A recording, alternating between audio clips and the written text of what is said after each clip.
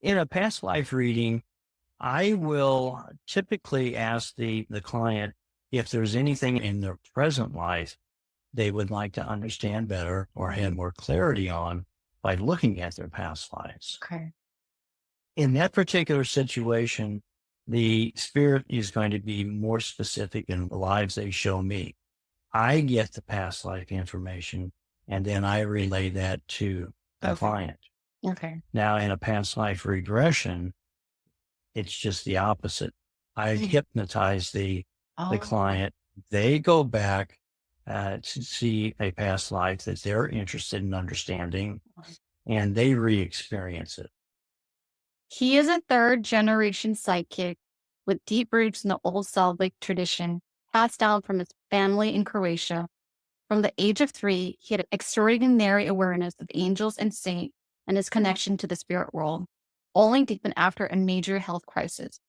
While working as a chiropractor, he began receiving past life insights during treatment, naturally guiding him towards his true calling as a past life reader. He specialized in past life reading, regression, psychic readings, and oracle readings, helping others explore the profound wisdom of the soul's journey. I introduce you today, Dennis Cromwell. He goes by the name Doc. Thank you for Yeah. joining me today. Well, thank you for having me. Yeah. So, Yeah. Dennis, so can you tell us more about your background and your psychic abilities?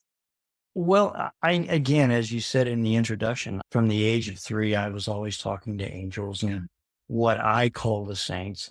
I grew up in a Catholic family, so there was a strong belief in saints and angels. And of course, now looking back, I realize they were my spirit guides, but to me, they look like saints. Mhm. But growing up, I was always aware of what somebody else was thinking. I always knew what they were feeling.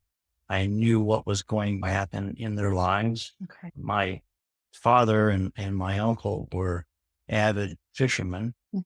and they would always, I'd hear them talking about they're going to plan this trip and that trip. And I'd go, no, don't go. And It's just going to rain. oh, And they'd come back and say, it rained every day, mm. but the day that we had to come back. And it got to the point my father would Yeah. never say anything about his fishing trips. Ah. Didn't want me to hear about them. Okay. But at some point in time, particularly through my high school years, it just became a little dormant. Okay. And it wasn't until I got into college things started ramping up again. I had a major health crisis. After college, I went to work for a municipality working in a laboratory Mm. and burned my lungs. The medications that the doctors put me on gave me violent headaches. So I started to use meditation as a way to try to relieve the headaches. But in the process, it opened up the doorway to the spirit world. Oh, And so that's kind of how things got started for me. okay. Now, Dennis, you mentioned that you do past life reading and regression reading. Can you tell me the difference? In a past life reading, I will typically ask the client if there's anything in their present life they would like to understand better or have more clarity on by looking at their past lives. Okay. In that particular situation, the spirit is going to be more specific in the lives they show me. I get the past life information and then I relay that to the Okay. client. Okay. Now, in a past life regression, it's just the opposite. I Mm. hypnotize the Oh, client. They go back to see a past life that they're interested in understanding, and they re-experience it. okay. And then they relay that information, and I write it down for them. Okay. So when you're doing the regression and you put them in a hypnotic state, are they sitting or they're laying down? How does that usually happen? What's the Usually problem? they're sitting. So they're sitting. Yeah. And do they fall asleep or they just go into a state where they kind of check out? Interesting. Some will check out, and others want to keep one handhold into the reality. But it's basically going into a very deep and relaxed state of being. When you're doing the regression, are they talking to you while they're in that state? Mhm. Okay. So that you're guiding them the entire way and they're expressing what they're seeing, feeling? I don't necessarily guide them because I don't want to Ah, influence okay. anything that they experience. I let them go ahead and do what they want. I may give them a suggestion of, okay, now it's daytime. Mhm, Let's move forward in time. It's 3 months. mhm. Now tell me what you see. Oh, okay. So, but rather than say, now it's 3 months and you're going to be doing this, I don't want to lead them Mhm, on because neither one of us are totally sure mhm. that it's past life or them just making it up. Okay. For this regression reading, is it best to do it in a private, quiet environment? Yes. Oh, Because yes. I know that you do readings in person at psychic fairs. Mhm, So this mhm. this type of reading is meant to be done at home on phone calls or somewhere where it's quiet. Yes, Okay. absolutely. And they can do it by phone? I have done them by phone. I always encourage them to make sure that they are in a place where they are not going to be disturbed for at least an hour. Okay. No phones, no radios, nobody checking in, Mhm. see if they're still alive or anything like Yeah. that.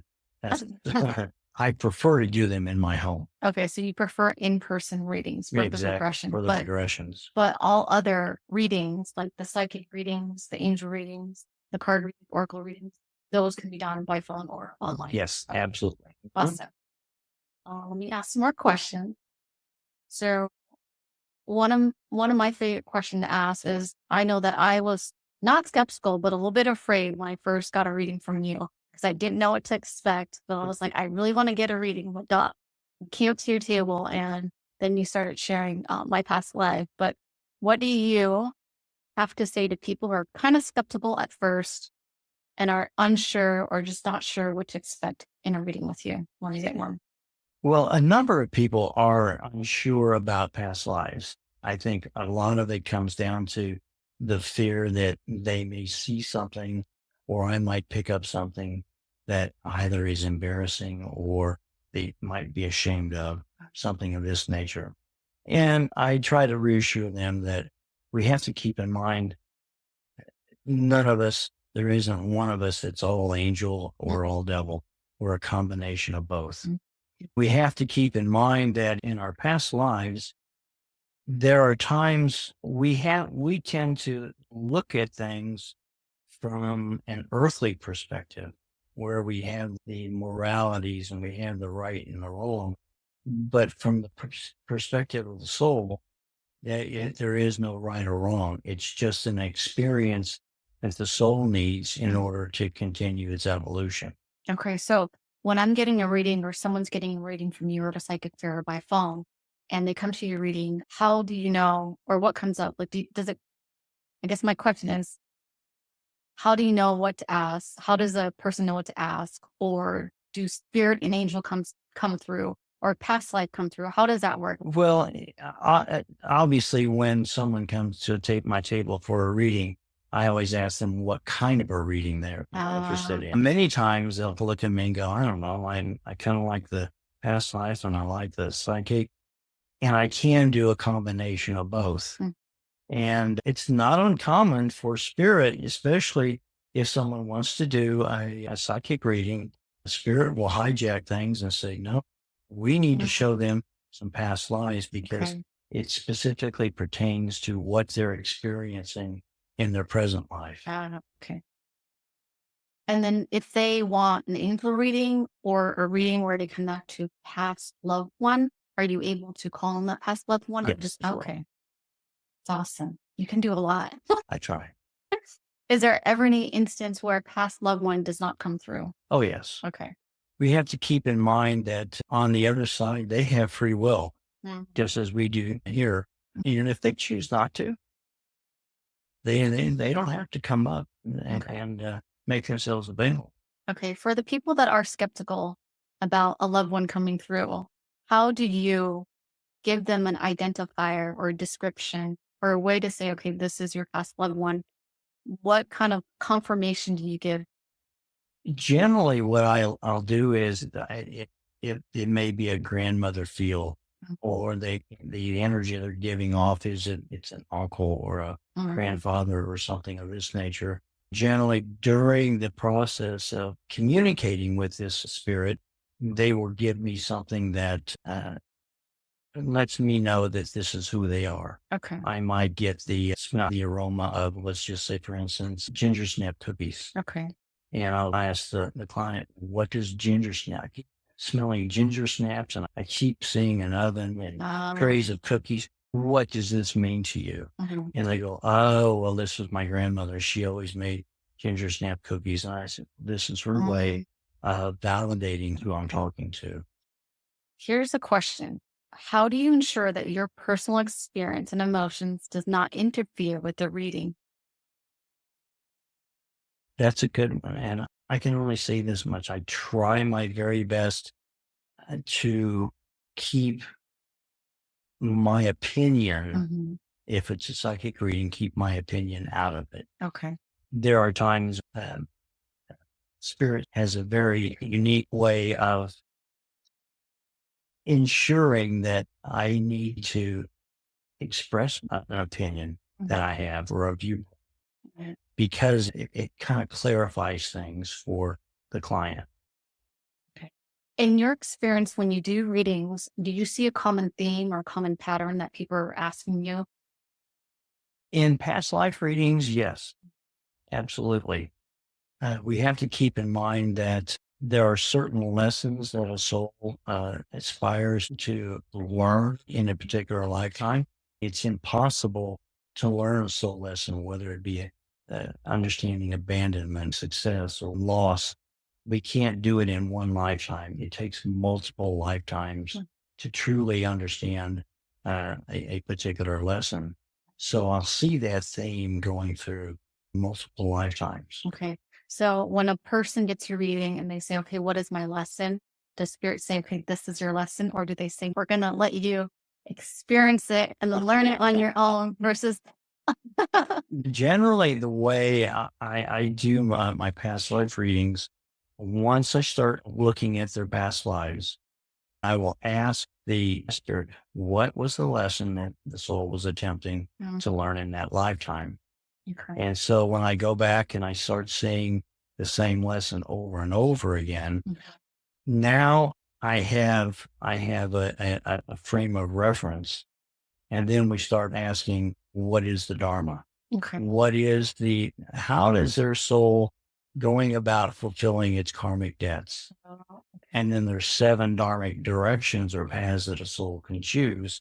Say, for instance, the path of creativity, the path of philosophy, or path of military, path of service, which is doctors, nurses, psychologists, people like myself and yourself doing what we are doing, and people in alternative and healthcare. And we see that theme kind of running through lifetime to lifetime to lifetime, because that's how the soul has decided this is how I'm going to fulfill my karmic debts. okay. For instance, you and I are here to serve, but then there's other people here to create. And there's other people here to serve the country, or there's other people here to do different things. You know, different things. Oh, The vast majority of souls will choose workforce. okay. And that's the people who are our delivery people, our call center people, um, factory workers, things of this nature. The vast majority of souls choose the Wow. workforce. So you're saying there's very minimal or small amount of people who are actually here to be true leaders to serve and do bigger purpose things. It's There are some souls who do that. They choose that as a way to, for instance, one of the goals, there are 7 goals that a soul can choose to try to aspire in a particular lifetime or a few lifetimes. Mhm. And one of those is to develop talent. Wow. Okay. And so you take people like Taylor Swift, Mhm. Travis Kelsey, Mhm. any of these individuals, they didn't just become good at what they do in this lifetime. They had been preparing from lifetime to lifetime, Okay. and now they're experiencing the fruits of their labors, if you will. So you're saying that I can tap into my past lifetime with the accumulated talents and skills, and then in this lifetime, make it even better. Sure. Okay. That's what we're here to do. Oh, That's okay. exactly what we're here to do. Okay. That's fun. Can a person have multiple goals in their lifetime? Because you mentioned there were 7 goals. Absolutely. It's amazing to me the number of individuals who choose the first soul goal, which is attaining information. Mm. There are some individuals who just can't get enough information. They're constantly researching things or learning things or reading about things. And what we have to keep in mind is that at the level of the soul, all of that information becomes wisdom. So then you add that to their dharmic direction. They're using the wisdom that they're taking through information and applying it as through their dharmic direction as a way to help other people and fulfill their karmic debts. Okay. That's great.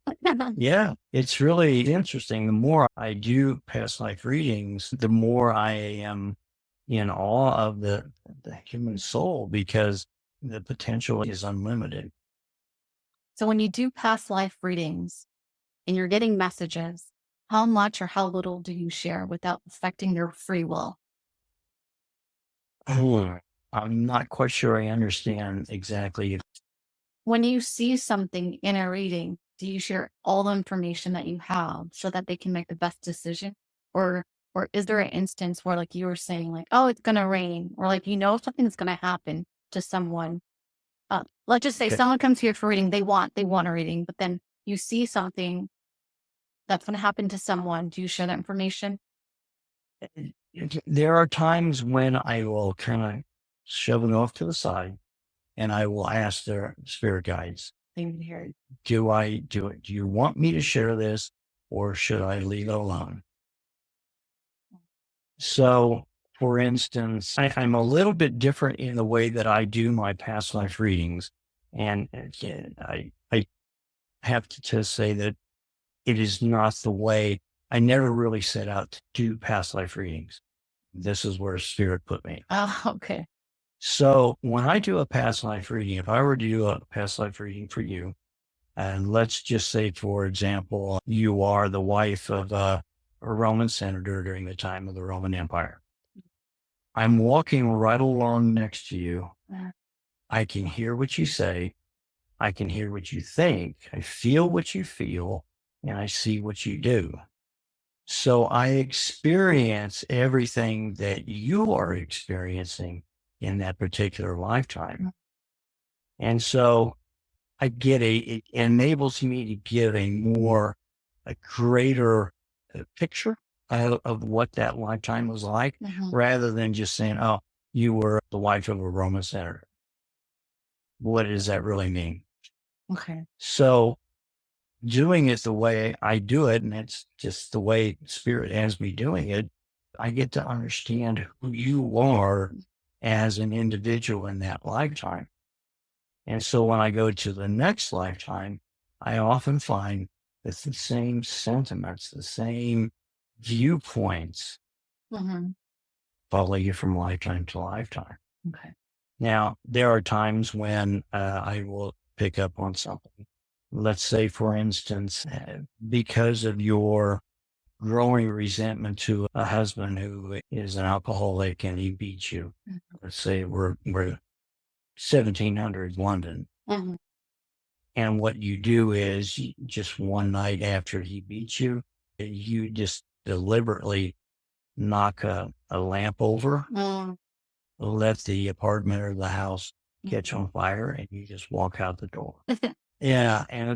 So in that situation, I will ask, do I share this or do Oh, I hold it back? okay. And so we also have to keep in mind when we look at the lesson that a soul is attempting to learn from lifetime to lifetime, it has to learn both ends of the spectrum. Okay. It has to understand what it's like to be, let's say, a very loving, doting, caring individual. But it also has to understand what it's like to not be that way, to be cold and cold hearted and cruel. Because without that, it's an incomplete lesson. Mm. So then in this lifetime, let's just say I was the wife and I knocked down the lamp, Mhm. caught on fire, and I come in this lifetime. Will that person come to me in this lifetime so that I can repay some kind of karma? Or do they usually follow you and find you? Possibly. Okay. Possibly. Yes, possibly. Okay. But not always. But It may not be something that's done in this lifetime, but it may be in perhaps you've already repaid it okay, in another in lifetime. another lifetime. Okay. Right. So in this lifetime, let's just say there was something blocking me, had some past life karma that I had to repay with the individual in this lifetime. Can you clear it? Can you just say, you know, what, whatever happened in the past lifetime, I forgive you. Let's just end this right now. And there are different types of karma. Okay. We have what's called a balancing karma. So, for instance, you knock the lamp over, you did it deliberately, Mhm. and now you are in a situation. And let's say, for instance, your husband in this lifetime decided to run a red light, cause an accident, and you get hit, T-boned on your side of the car, Mhm. and now all of a sudden you have a permanent injury. Mm. It's about there's physical karma in which you have abused your body in some fashion in a previous lifetime. And now in this lifetime, your soul chose this particular lifetime as a way to feel the effects that the abuse from previous lifetime. You're going to feel the effects of bodily in this lifetime. Okay. Because of karma or dharma, what do you call it when you do something and it comes back and you have to repay that balance? Because of this information, can I do a lot of good and then receive that in the future? No. Unfortunately, we can't. That's not something we can do. Okay, because in the Asian culture, and which is I'm more Lao and Thai, they always say, "Oh, do good this year, this lifetime, so then you can go receive the next lifetime." Well, there is such a thing, and I wholeheartedly believe in it. And there is such a thing as positive karma. There are times when I'm giving a psychic reading, I will look at someone and say, you know, something, you've gone through a tremendous amount of difficulties in the past year, 2 years. I Right. said, next year, the universe is going to reward you. You're going to Okay. have a karmic reward year. So I believe that, well, I'll have to go back and retract what I said. I think that it is possible to save up in that respect. Okay. I'm gonna do good just because I want to receive it next lifetime. Yeah, you can't. To do it good unconditionally without expectations. It's the motive and intent behind Okay. everything we think, say, and do that's important. Okay. Let's say an individual is abusive to his family, abusive to his siblings, goes into the military, is sent into a combat situation, and he does something to save some of his fellow soldiers. That does not make up for what he has done. Okay. Okay. Yeah. Okay. So it was the balance. Like that karma was that karma, and this one's this one. Yeah, Okay. exactly. Do you believe that everyone has access to their past lives? Meaning, can they access it on their own through guided meditation, or is it a skill that they need to build in order to access that? I think everybody has potential, Mhm. but just like exercising muscle, it requires practice. Okay. You can't just, the average individual is not going to do it once and go, oh, get all this past life information. Okay. It just isn't possible. Okay. You know, one of the things that I see quite regularly with doing past life readings is the concept of false guilt and false fear karma.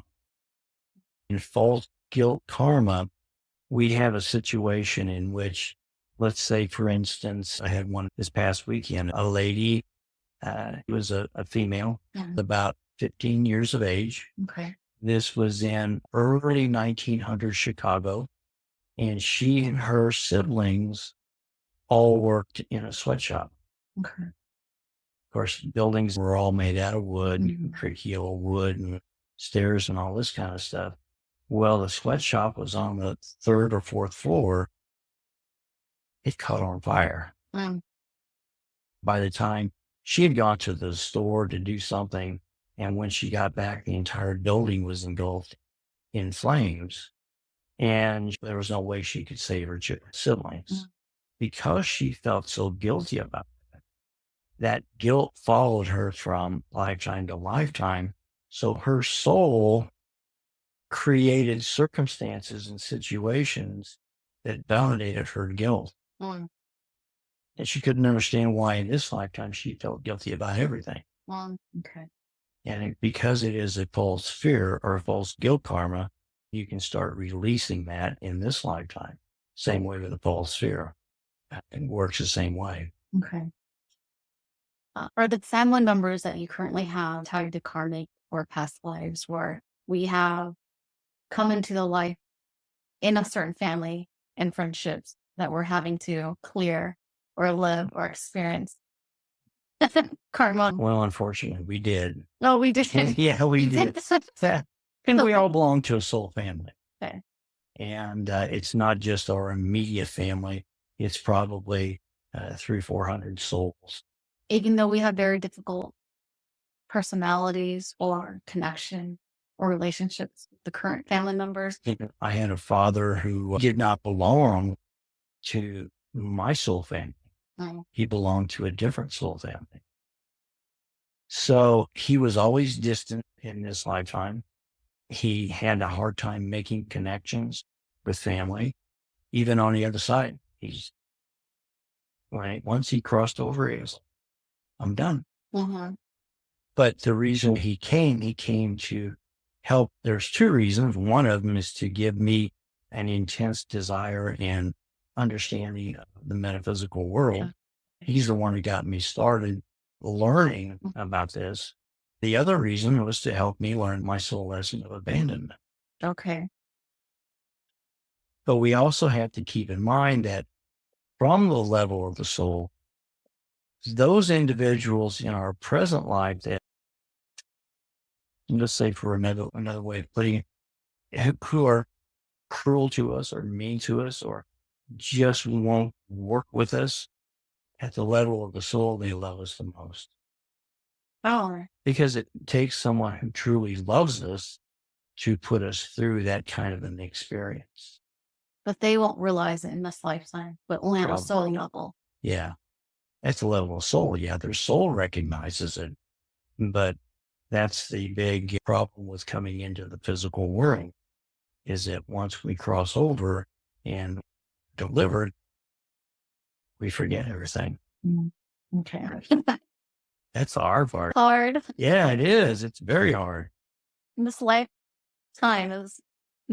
period of lifetime is not easy. It's hard. Okay. Let's get into the fun part. I like to have you demo a reading because I'm pretty sure a lot of people ask a lot of the same things in your reading. So can you do a quick mini reading for me? And we'll do a quick mini reading for the audience. Okay. All right. When you do readings, do you have to do some kind of prayer, meditation to connect, or does it automatically come through when you said, I'm going to read? When if I'm reading at a fair, I do that ahead of time. I get myself prepared for it. So we are kind of in that mode already. Okay. The energy between us is already protected. Yeah. So only thing I'd like you to do is just state your first and last name. Lisa Sandsbaum.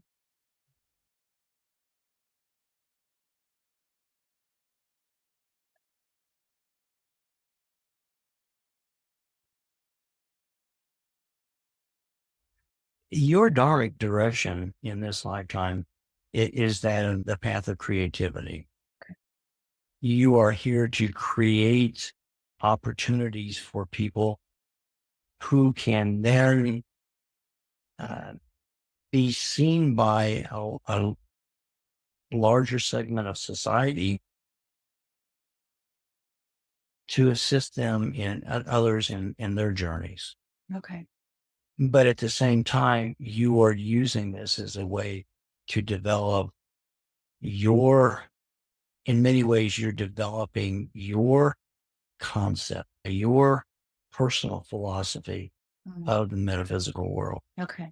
Because you're listening to each individual that you interview and you're taking bits and pieces and you're like, this fits into what I believe. This doesn't fit, so I'm going to leave it alone. Okay. And so you're using this as a way to grow as a soul, and yet at the same time, be of service to other people. Okay. You're definitely on the right path. And the way they're showing, what they're telling me is that your particular soul goal is to open spiritually. Okay. And in the process of opening spiritually, you are using that as a way to show other individuals through these interviews and on your YouTube channel how they can go about doing it as well. What it really means to open up spiritually, Okay. to grow spiritually. Okay. I know I ask you all the time about career because I know that I'm on the path to creating and helping psychic readers, spiritual leaders, practitioners, course creators, energy workers, people in your spiritual realm to grow their business. Is that you're saying that's the right path? Mm. I will continue with that. Eventually, will And I shift or will I still continue to do the 3D job? I think that you're going to continue doing your 3D job, Okay. but the work that you're doing in, shall we say, metaphysically / spiritually, it's going to continue to morph. Okay. As you get to one stage, you're going to have new ideas and Okay. it's going to morph into something just a little bit different. Okay. You may give one shelf, one aspect of what you're doing and take on something new Mhm. and use that for a while. And then as time goes on, things are going to morph again. You'll shelf something, take on something new. Okay. Okay. Yeah, because I remember when I came to you, I was doing energy healing and then it switched into psychic oracle readings. And now it's sharing with the world what metaphysical and spirituality is through Mhm. these channels. And you also have to keep in mind, Lisa, that that is very healing in and of itself. Mhm. Because if you can ease someone's mind or help them clear up something that they've been worried about or can't quite figure out, that is healing for them. Mhm. Okay. I would have to say that dharmically, you have two dharmic paths. One of them is the creativity, and the other one is the path of service. Path of service. Okay.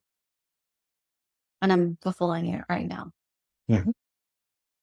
I think something's going to change here fairly soon, if not towards the end of this year or very early next year with your 3D job.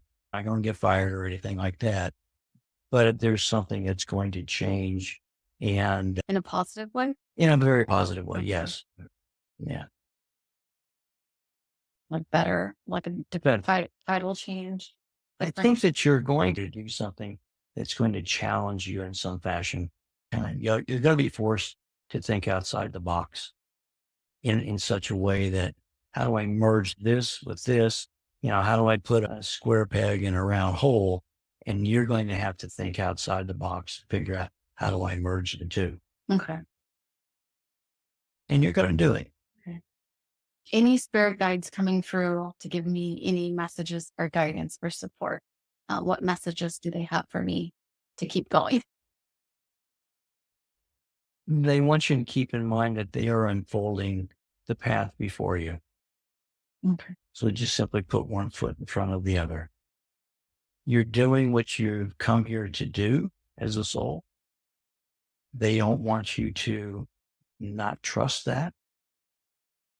And sometimes it's almost like being on autopilot. You just keep doing what you're doing. Mhm. When it's time for a change, they will let you know when it's time for a change is coming up. Okay.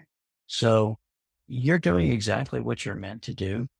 And things are going to change for you here in the near future in terms of what you're doing here with the YouTube. They just basically said if you knew, you go, no, I would never do that.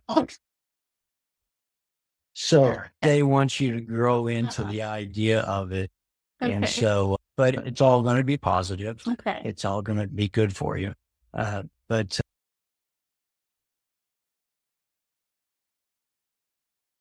are you aware of the fact that you have a band of angels around you?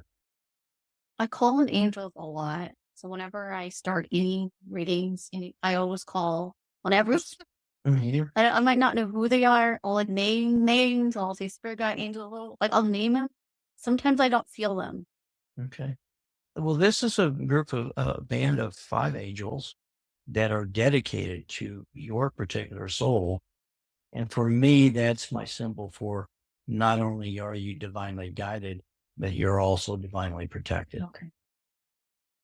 So, in terms of what's going on in the world today and how crazy it is right now, and the Middle East, fears with the elections and so on and so forth, Spirit just simply wants you to know that it kind of got you in a bubble of energy, Hmm. and it just wants you to just do what you're doing, Okay. and everything's going to be okay. Okay. And for the audience who are new to this channel or new to spirituality, metaphysical, and even understanding angels and psychic mediums and spiritual healers and readers, what message do you have for them to assist them when they're watching this video?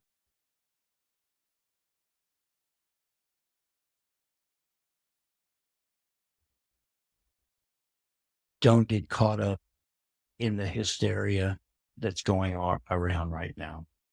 We have been sold a bill of goods thinking we either have to be a Democrat or a Republican, just be an American, just be who you are. Mm, We don't have to necessarily pick sides. okay. Just do what we know is right, especially for ourselves, Mhm. for yourselves, and know that everything is going to work out the way it should. Okay. So when you do readings, are you able to reveal who's going to win the election? Or it's like, no, that is not my. I stay away from that. I stay away from it. Okay. And we have a lot of natural disasters and things come up. Are those man made or those natural causes? Or again, you don't like, I'm not here to discuss that and share that information. When it comes to natural disasters, I think a lot of what we are experiencing today is twofold. One of those is the earth by nature is going through another one of its many changes. It's rising up in a new level of vibration. Mhm. And it's no different than, let's face it, it's no different than what you or me or anyone else. Sometimes when we start rising up in levels of vibration, it's uncomfortable. And so the earth is a living, breathing organism. When it rises, it gets uncomfortable Okay. and it manifests as supercell storms, more earthquakes, volcanoes going off, and so on and so forth. Now, the other half of it is the earth is reacting to the tremendous disrespect that we as human beings have shown the earth for Mhm. the past few generations. And it's no, and we have to keep in mind, we're living on the skin of the earth. Yeah. And so in many ways, we're kind of like pests that it's trying to kind of get Like, rid of sorry. us. Yeah. Get rid of you today. Mhm. You abuse me. Yeah, exactly. So I think it's a twofold situation. The earth is, everybody talks about ascension. We got to do this for the earth. But the reality is, it's the earth rising up through us Okay. to manifest. It's not us rising up and then we're doing something for the Mhm. earth. The earth is really, those energies are rising up through us so that we can manifest and do things in a totally different way to assist the earth with new changes. Okay. Should I be worried about that? Should we be worried about that? I had my maternal grandparents were immigrants from the Yugoslavian state of Croatia. They came over in like 1909, and they had the same mentality. Mhm. We got to stock up, we got to save, we got to be careful, Yeah. be prepared. And I think every generation has that. We look at things, the world around us, and it's not something we can control. And if we can't control it, then we have to fear it. Okay. And so it manifests as I have to stock up and do this and do that. Okay. What last message do you have for our audience today? Simply trust and know that not only are you being taken care of by spirit, but that spirit is walking with you step by step and helping you bring your dreams, your desires into realization. Okay. So thank you, Dennis, for joining today and sharing your wisdom and Thank you. past life regression reading psychic abilities and giving us a deeper understanding towards your soul journey and your current present life and why you're here in this lifetime. It's been an absolute pleasure having you on this channel. And I know your audience has gained so much from this guidance. So thank you again. And thank you everyone for joining. To book Dennis and to get a reading from him, the information will be below in the description box. So if you're looking to explore more about past life and regression reading and psychic readings, definitely contact Dennis. So see you guys in the next All right. video. Thank you. Thank you Thank for you. having Thank me. you. All right.